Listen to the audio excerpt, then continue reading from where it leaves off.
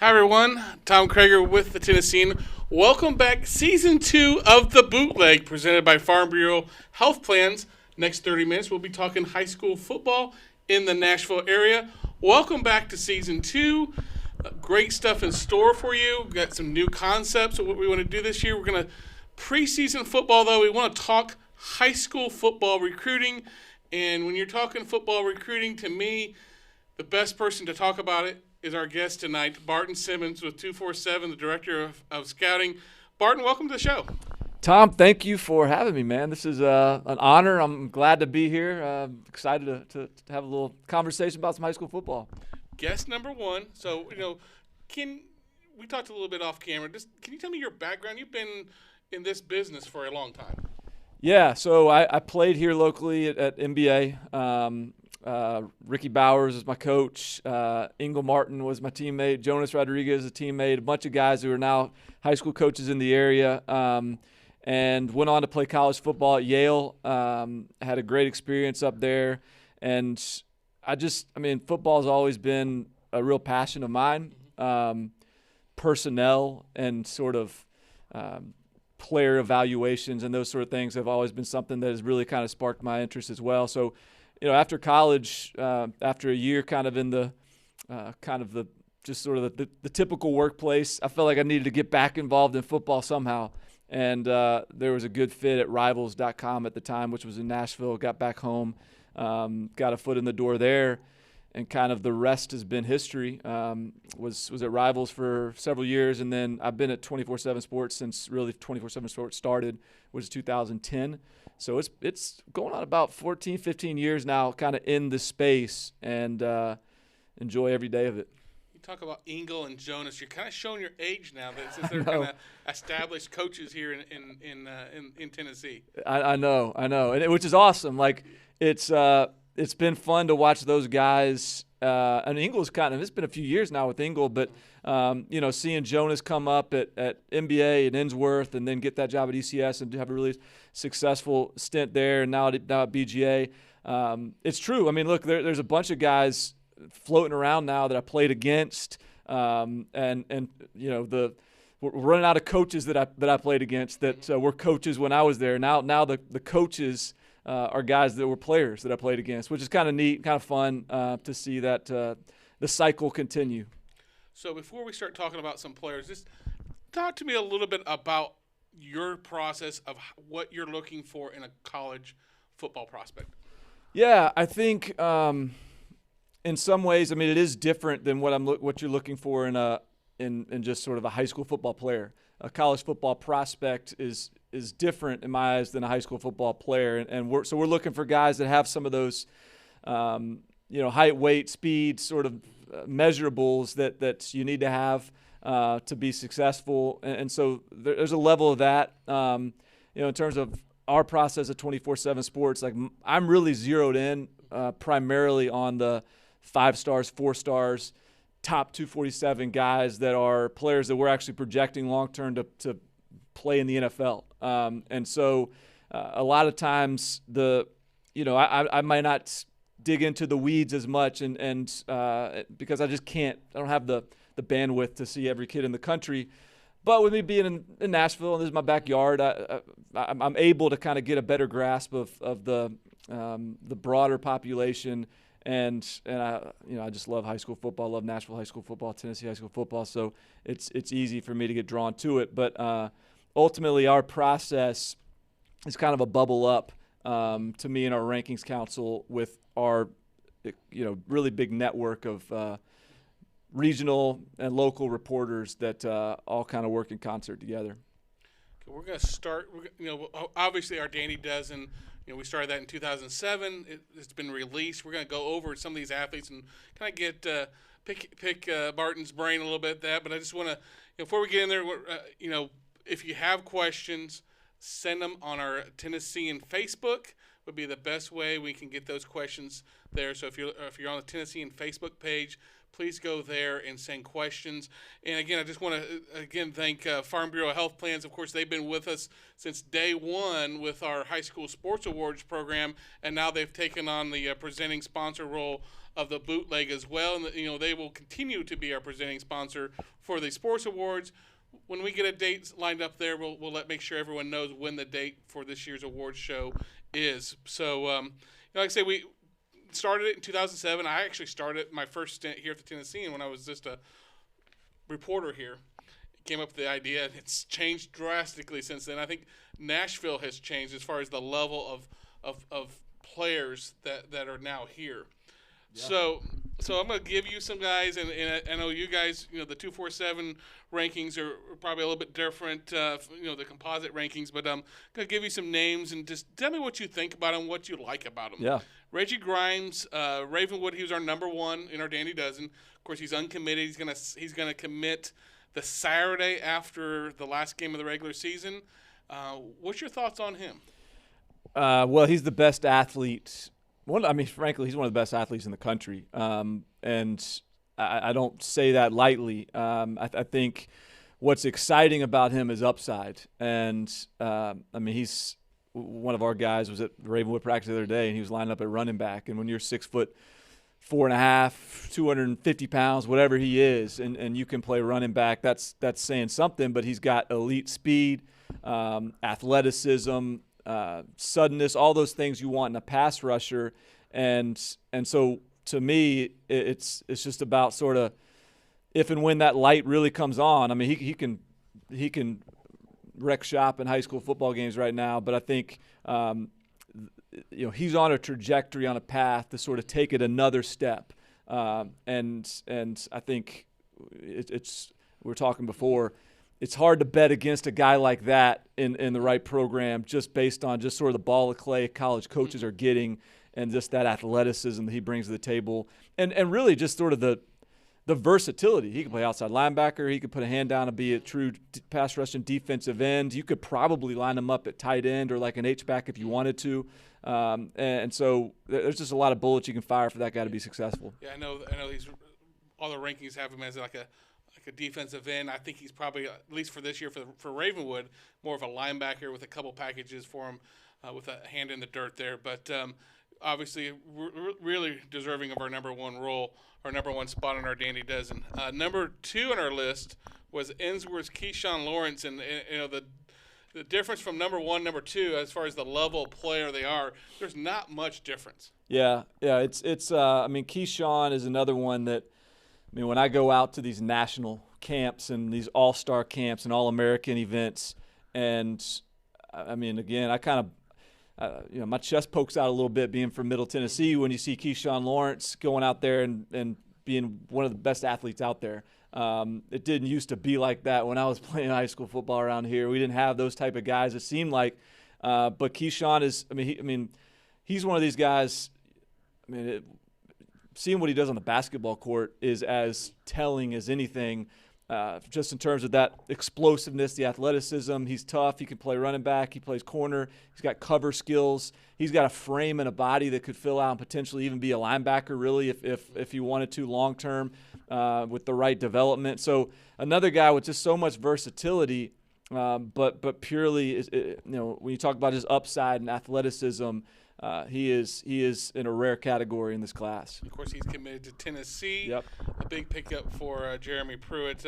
Next one on our list, Diari McDonald. I think he was number 5 on our list. He's an Oakland kid, committed to Ole Miss. I think he went to some of the big things. I think he was at the opening where he committed.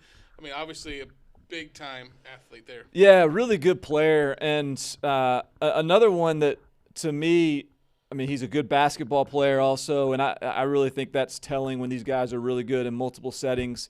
But he can cover. He's very versatile, and I think as he sort of takes the stage here at Oakland as sort of the next guy up, next premier player for them, where they've had a kind of a pretty good stretch here, couple of years it seems like of that elite SEC level.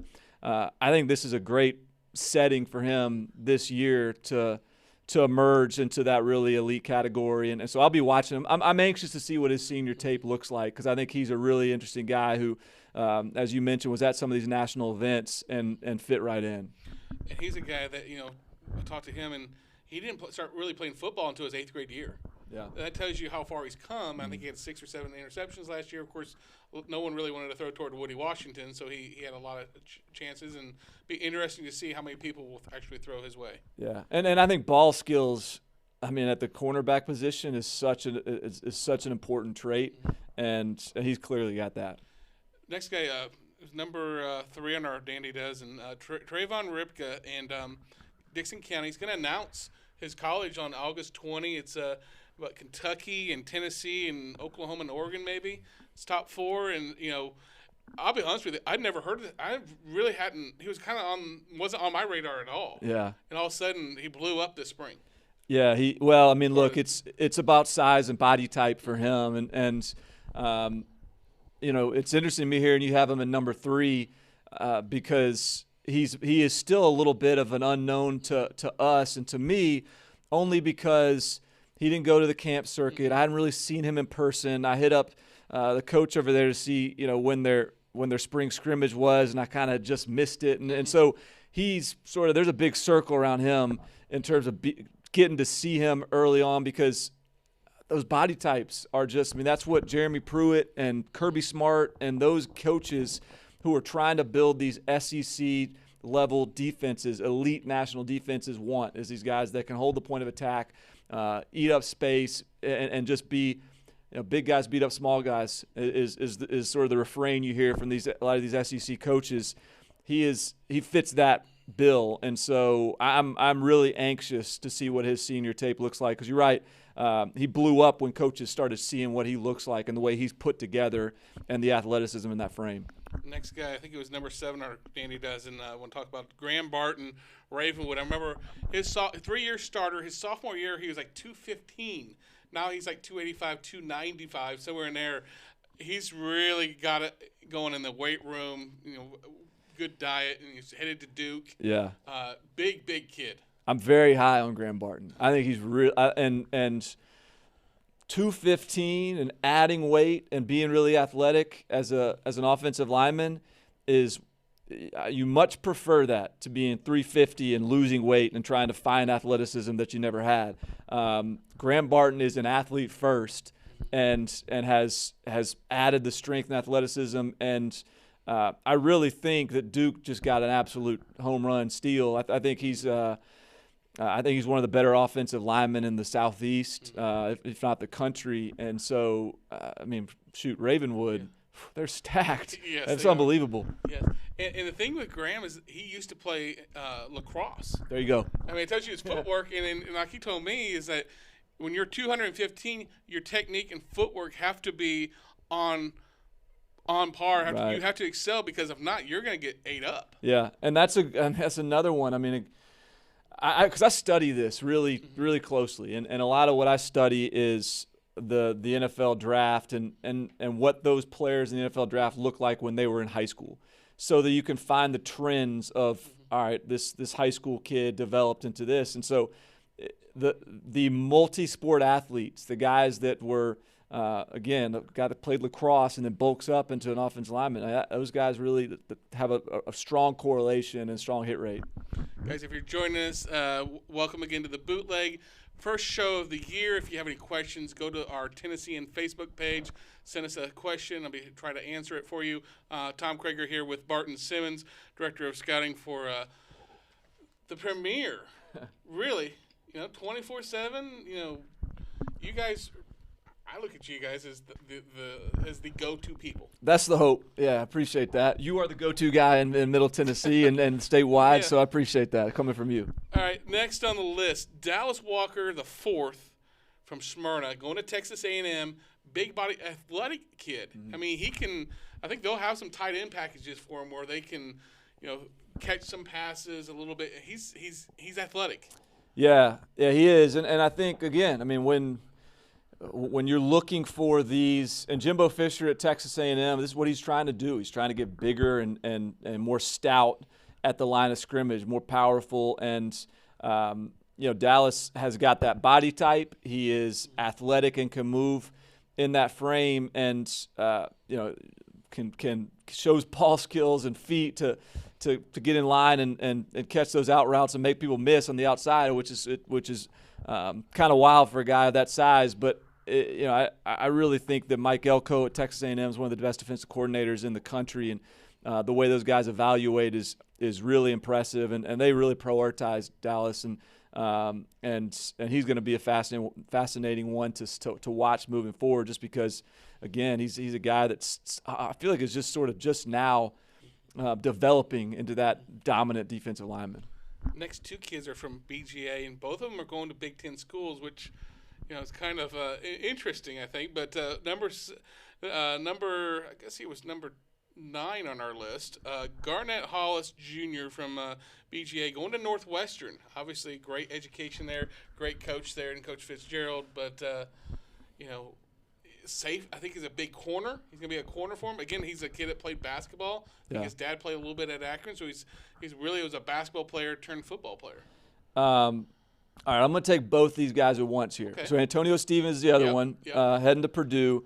And I had several college coaches that were just sort of asking me what I thought about these guys. And I really didn't know more than they did, because I just really, at that point when I was getting these questions, I just seen them on film, and hey, coach, highlight film. I like what I'm seeing, but your guess is as good as mine here. And so then I went and I saw those guys in person, just at practice. And I'm telling you what, like BGA, when was the last time BGA had guys look like that? Exactly. Those guys look like they could be rolling out there at name the national powerhouse, Modern Day in California, or St. Thomas Aquinas in South Florida. I mean, these guys look like, it would remind me what Garnett Hollis looked like to me, a little bit like Jalen Ramsey in terms of just the body type, like this long-armed, long-limbed, high-cut athlete. And I'm not saying he is that as a prospect, but there's a lot of upside there, and to the point where I really think those two guys could be among the best players in the state, period. Garnett has great ball skills. Both those guys play basketball. Both those guys play receiver. I think Garnett is a guy that could be a cornerback, maybe become a safety, but has, depending on the scheme, could be an elite lockdown guy. And again, I talked about ball skills earlier with Diari. I think that guy making one-handed catches on his highlight film and these sort of things. And Antonio, I think, could be a safety and a really good safety, but could also move down to linebacker. And I mean, if Purdue keeps guys like that, they got a chance to be really good. I think that kid is a stud. I really do. I think both those guys have rare traits, and the film checks out. And so those were guys that, after just sort of seeing them move around, seeing the way they're put together, kind of totally changed the way I viewed sort of what they are. And I already liked them as players, but now I think they're a couple of the best players in the state. It seems like Purdue is coming down here a little more often. Yeah. The Hewitt kid at Davidson the last year is up there. I mean, it seems like they are making this area a place they want to look for kids. Well, I think it's awesome and interesting when you look at, go to 24/7 Sports and look at the top 15 or top 20 or whatever. Look at your dandy dozen and look where they're committed, and it's Duke, it's Northwestern, it's Purdue, it's Tennessee.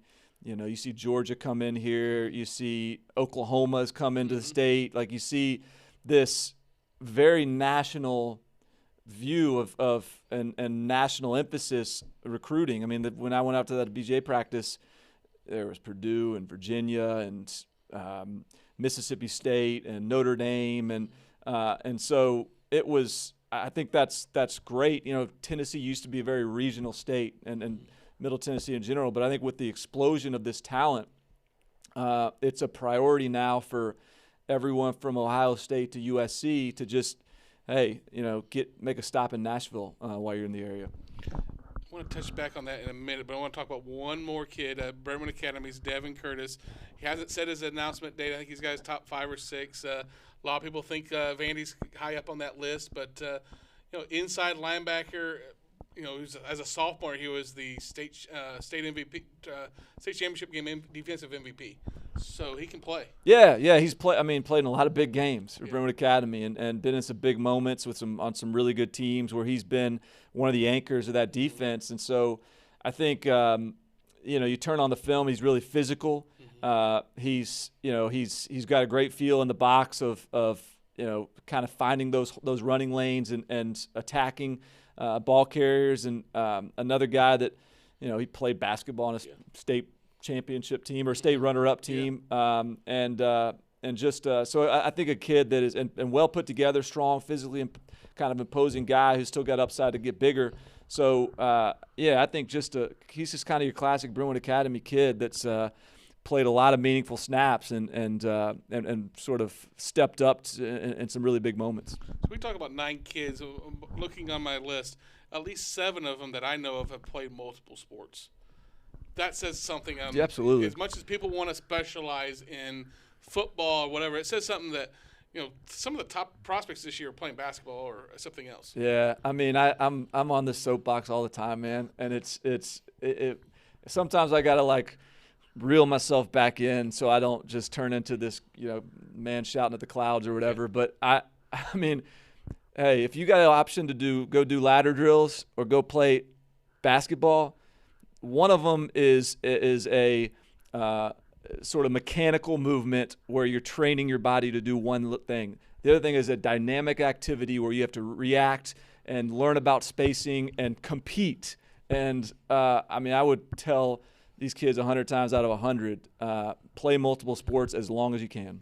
We talked about how big a hotbed Nashville area is, really the state. I think I counted 16 or 17 kids in the top 500 prospects. I mean, it tells you how far Tennessee has come as far as the level of talent for high school football.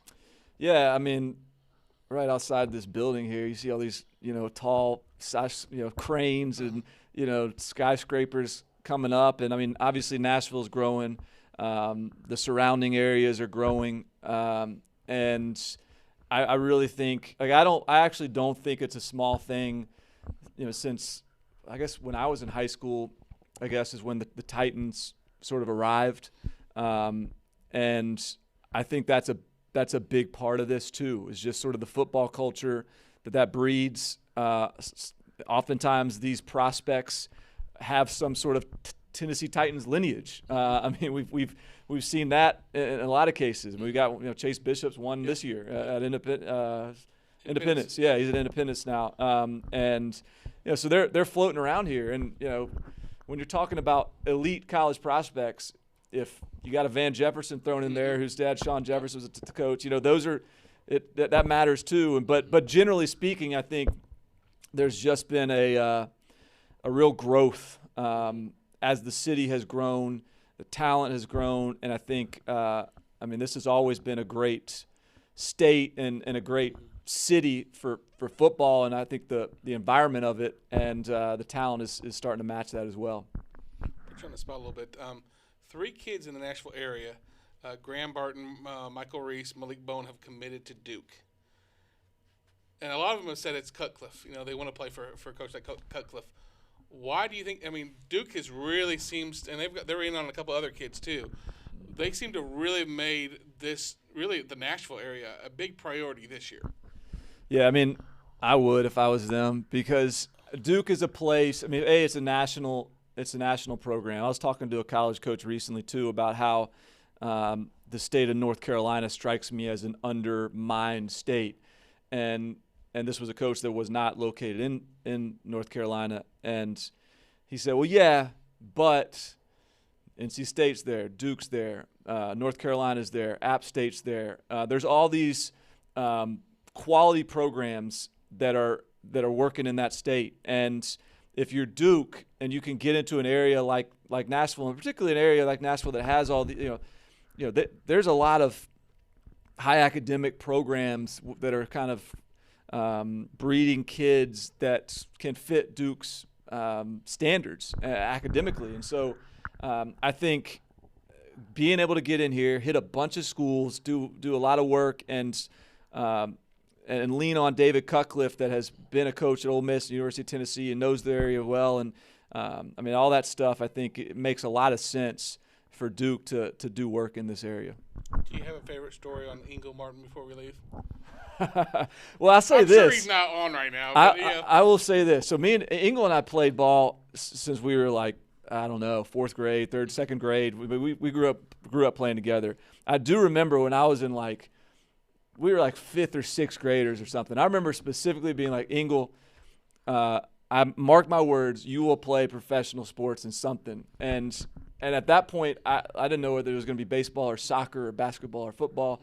But I'm very proud of him that he lived up to that billing. I'll give you one more story on Ingle.